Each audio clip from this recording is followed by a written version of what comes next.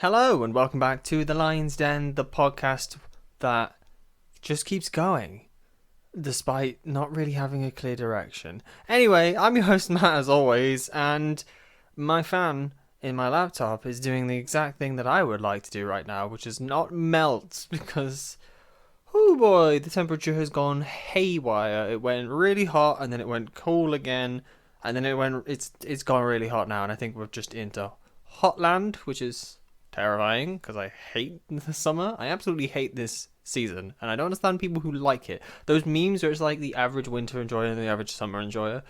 Yeah, neither one is perfect, right? But it's easy to get warm. It's really hard to get cold, or at least it's hard to get cold in England because unlike most hot countries where they either have the architecture to make their houses cool or they're used to the heat because it's more constant, or they have air conditioning. The UK has none of this. The UK has houses built to retain heat because we have really cold winters. We don't have air conditioning because that's expensive and it's not standard in homes.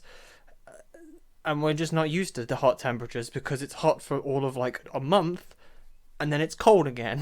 So it's a terrifying time. I hate it. It sucks. I sunburn. I've currently got heat rash, or what's called prickly heat, which sucks. I thankfully don't get hay fever. I've dodged that bullet despite having all of the other problems going on with my body. But yeah, the really small Tog duvet I bought, I don't know if I mentioned this, but the really short, small Tog duvet, really helping right now. I'm so glad I bought that preemptively because it fixes my problem of requiring something on my body to trick my brain into sleeping, but also not causing me to overheat and melt into a puddle. So that's been really nice, and I'm happy for that. And I'm happy that my car has air conditioning, which I was stupid and figured out the correct solution for.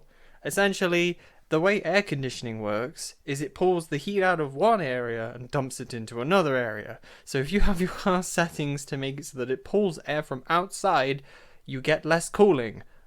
Why I had that setting on, I don't know, I'm stupid. But the minute you turn it to circulate internally, you can get much cooler air because it's actually functioning properly. I did some research into air conditioning because it's fascinating to me because I did physics. And as part of one of my projects at university was to design an off-grid house, or like a very eco-friendly house. So we had this house designed. I actually drew up a floor plan with like dimensions and stuff, completely inaccurate, but just for demonstrative purposes. But like we had it rigged up with a heating system, a cooling system, which I'll get onto. We had solar panels for energy and all that stuff, and it was all supposed to be eco-friendly and stuff. It was really cool.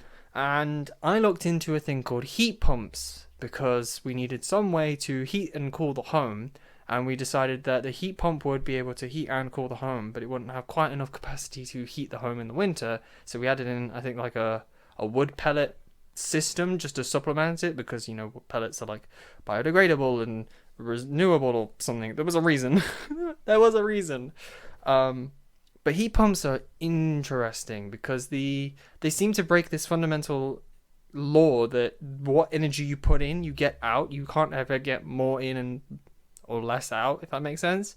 But a heat pump can take less energy and turn it into more cooling potential energy, which is fascinating, and there's like reasons why it works and why it doesn't break the laws that I don't remember anyway. But I found that fascinating to learn about. And the hilarious part is that generally I think the way a heat pump works is how most systems in a car work, and it's also the basis of how most air conditioner works.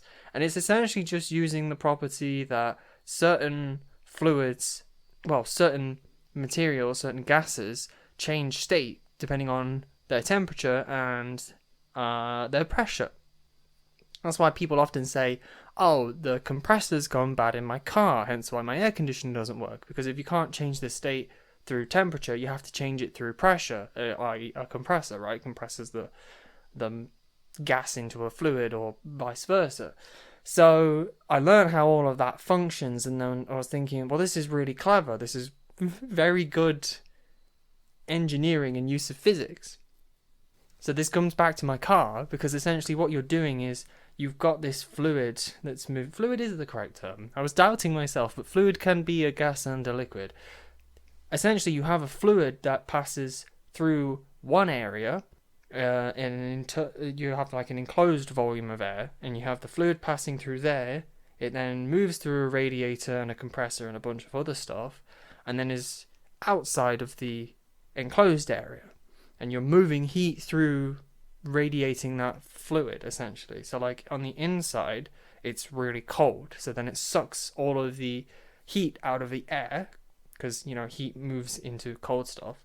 You then pump that outside of the car, where it can then radiate the heat out into the space and become cold again. And that's how you essentially just move the heat energy from one area to another.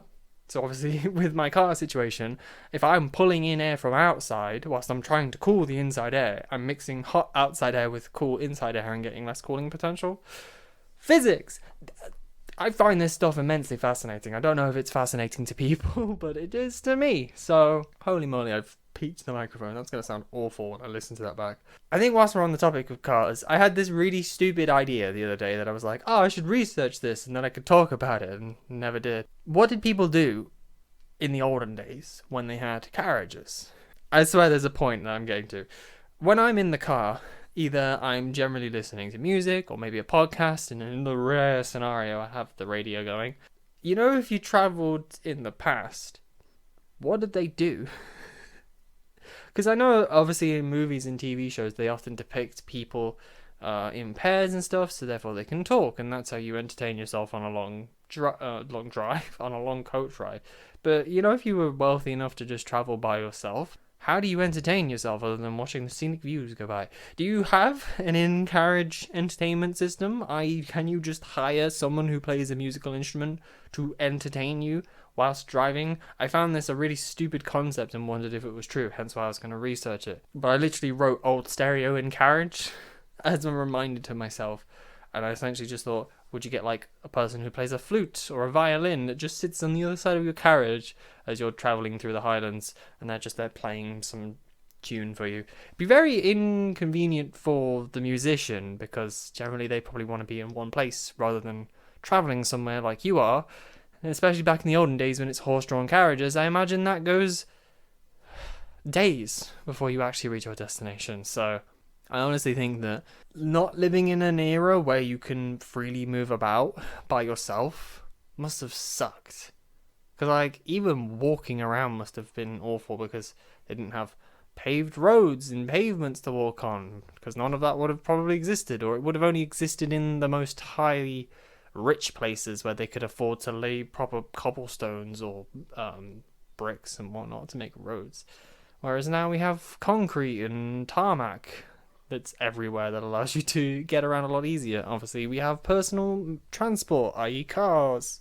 Hell, even simple stuff, like bikes. There's a very interesting thing where, for developing countries, there's a pattern. There's a pattern where you are progressing through the stages of transport. So obviously you start out with just plain old walking, and then the next biggest thing is shoes.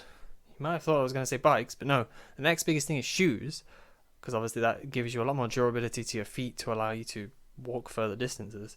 Then it's a bike, because obviously that allows you to increase both capacity and speed and distance that you can travel.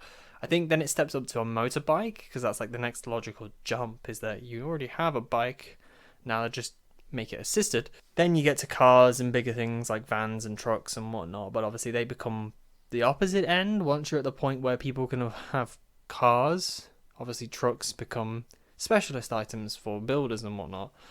That's going into geography a little bit. Very interesting to see the progression of a society or of a country as they move further into developed. Is that the right word? I hope that's the right word. It's delicate trying not to say the wrong thing whilst you're figuring out how to explain what you're thinking. I do think it'll be very interesting to see what the world's like when everywhere is developed, when everyone has reached a baseline that's so much higher than where we are unfortunately right now, when everyone has good health, when everyone has proper plumbing and electricity, easy access to transportation and medicine.